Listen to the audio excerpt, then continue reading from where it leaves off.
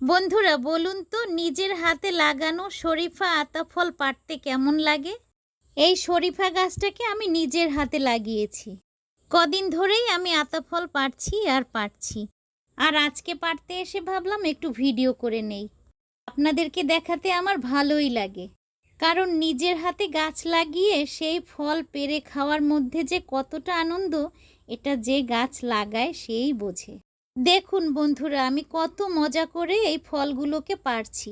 আর আপনারা শুধু দেখবেন না, চাইলে এসে খেয়েও যাবেন। সবার দাওয়াত রইল কিন্তু। আপনাদেরকে তো দাওয়াত দিয়েই দিলাম। আর আমার আতা ফল পাড়াও শেষ, এখন কুড়িয়ে নিয়ে খাবার পালা। ২-৪টে তো খাবোই মা ছেলে। এবার কিন্তু খাবার পালা। দেখুন আমরা খেতে শুরু করে দিয়েছি। আপনারাও আসবেন কিন্তু। কেমন হলো বন্ধু আমাদের এই ভিডিওটা?